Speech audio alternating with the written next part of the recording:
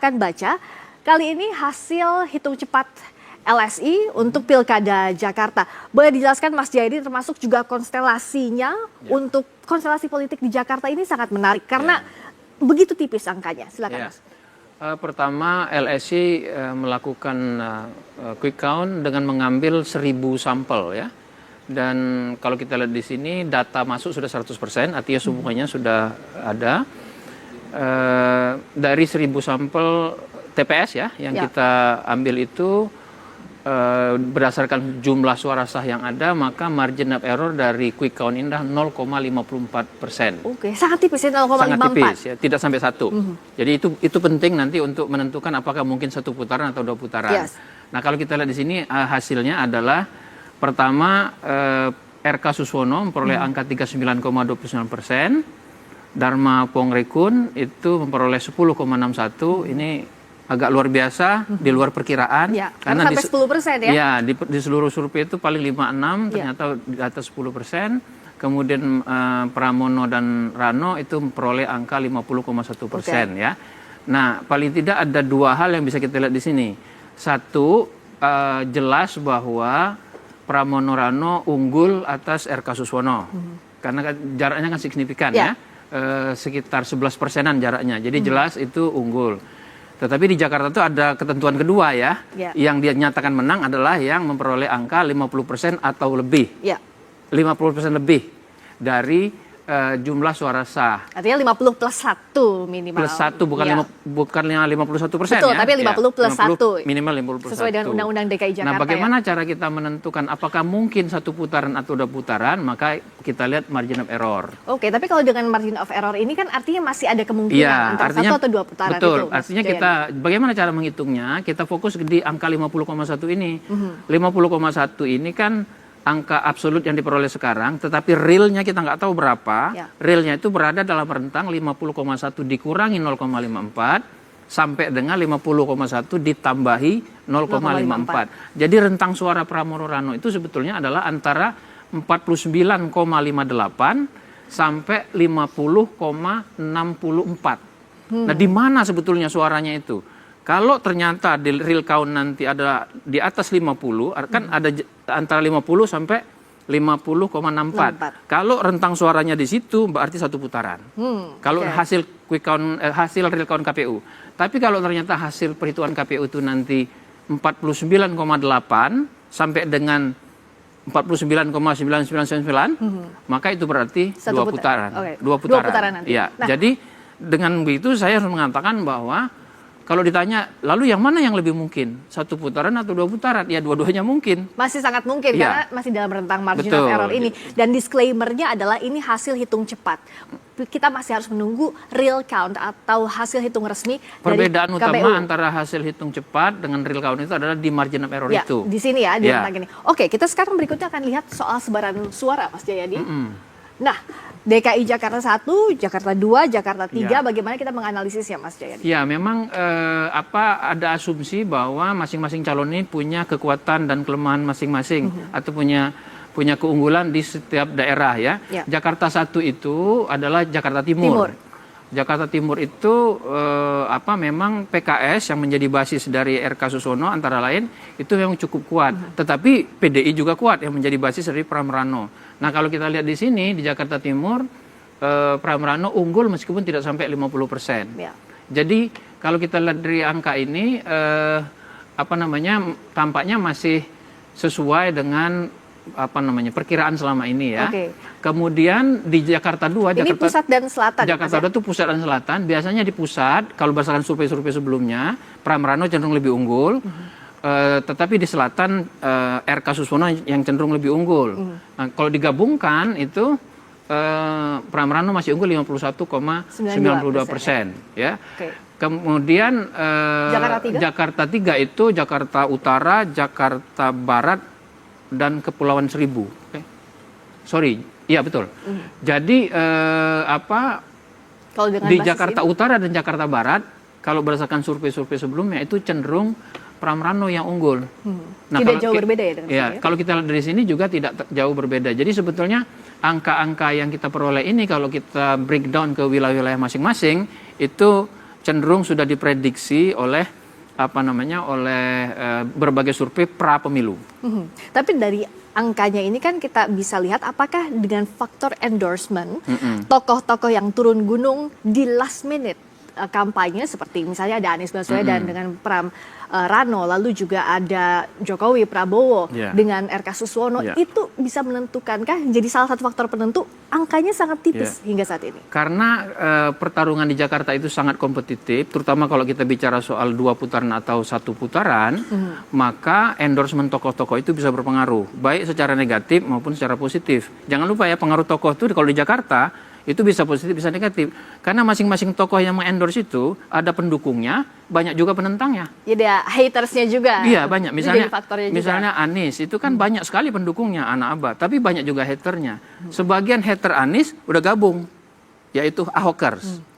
Nah, tetapi Jokowi juga sama, ada pendukungnya, tapi juga ada hatersnya. Nah, itu yang harus dihitung hati-hati ketika memberikan endorsement gitu. Nah, cuman kalau kita lihat selama beberapa bulan terakhir itu, Anies dan Ahok kan sudah lebih dulu memberikan endorsement secara langsung maupun tidak langsung.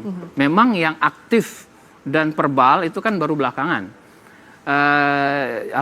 Jokowi juga diperkirakan punya pengaruh, tetapi secara verbal, secara aktif itu baru memberikan endorsement di ujung.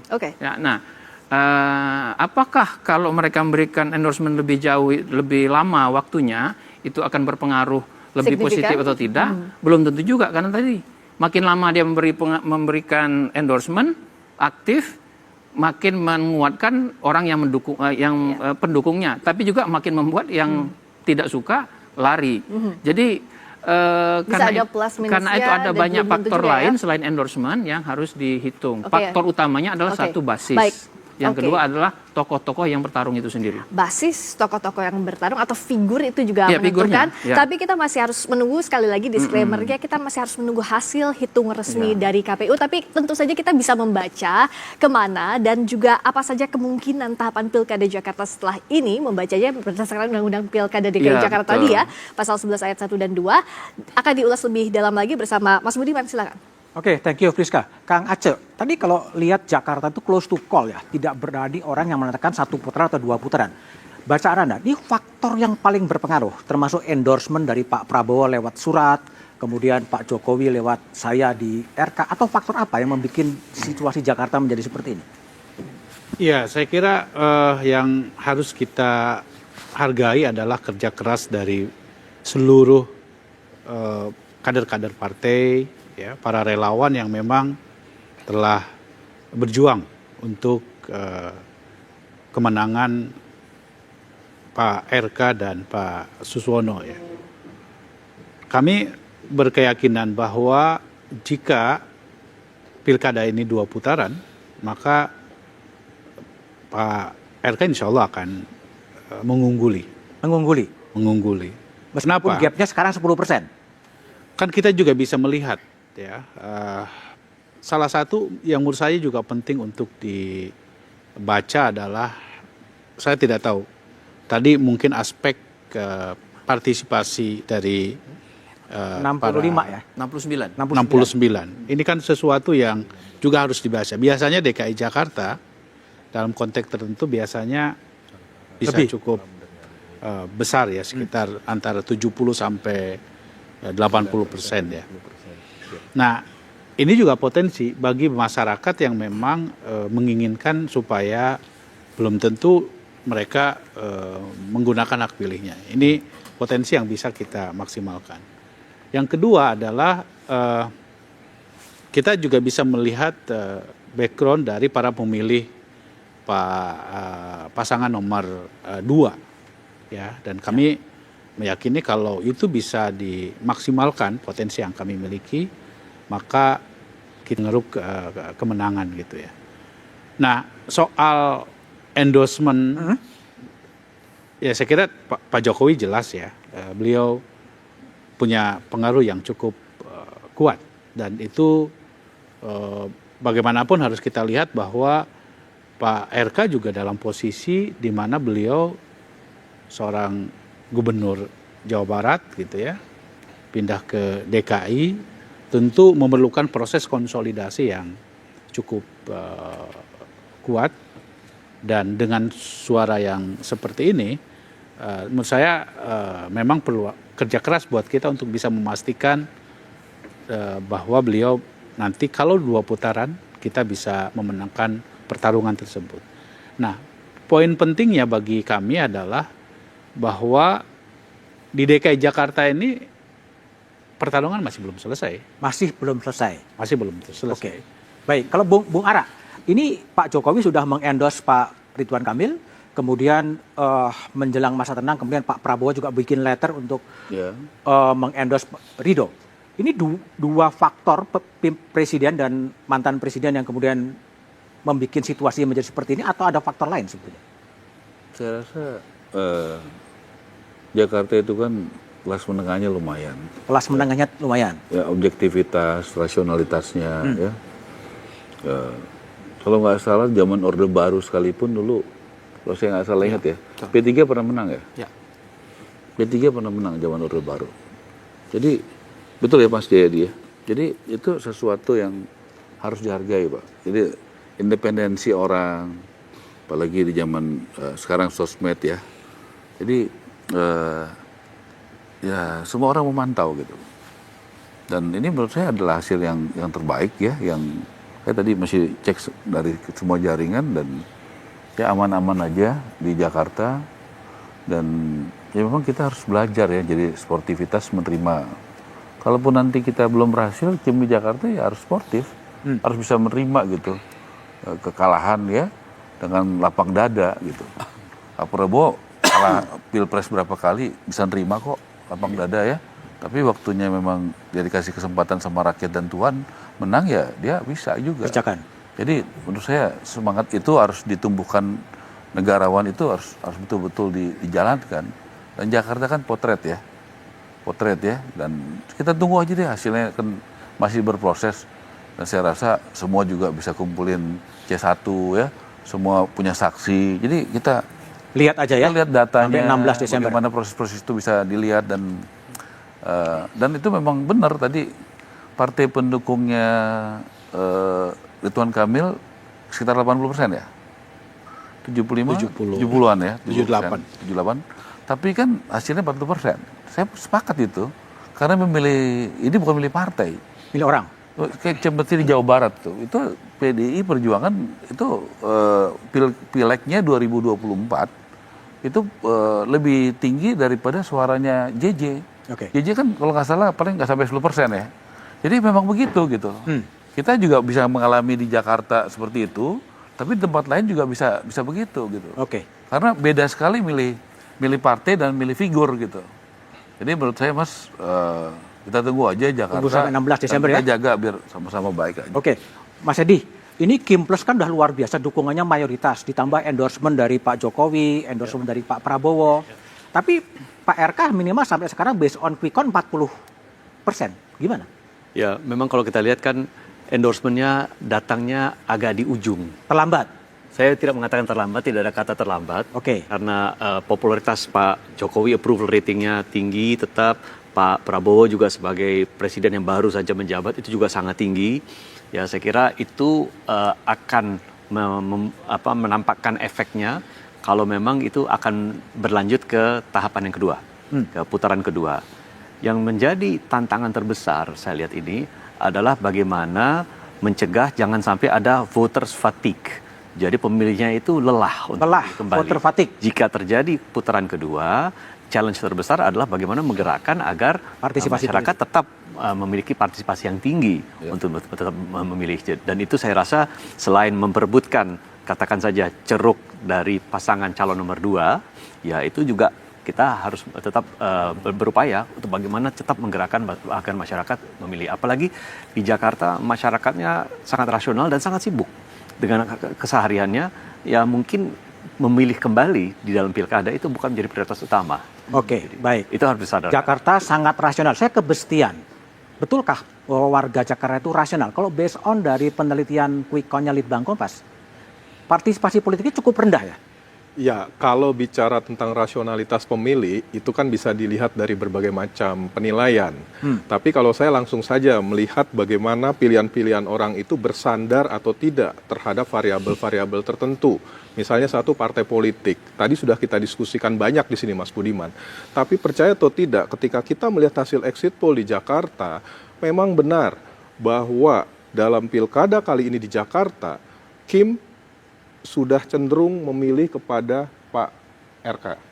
Hanya proporsinya itu tidak mencapai seperti PDIP. PDIP sangat kuat sekali di Jakarta maupun di Jawa Tengah. Itu mencapai sampai 60-70% loyal pada apa yang menjadi pilihan partai.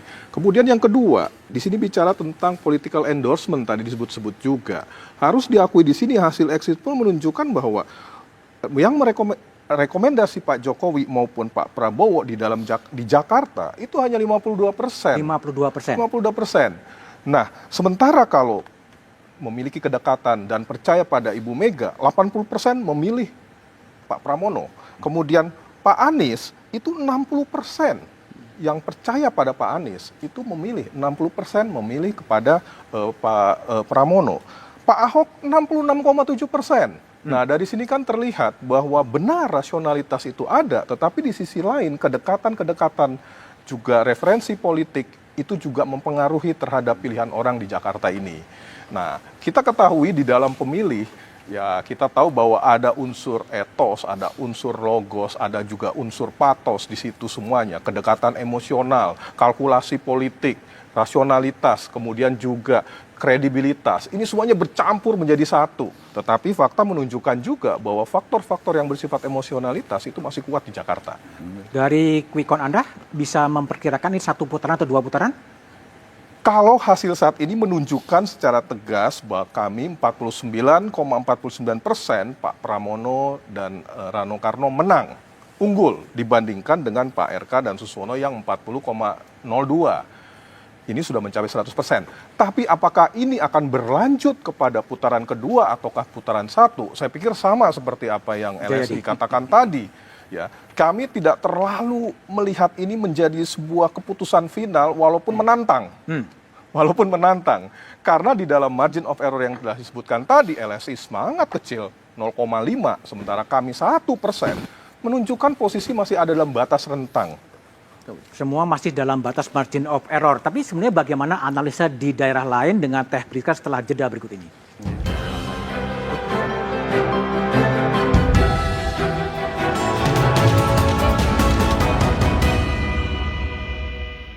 (27 November 2024), Indonesia menyelenggarakan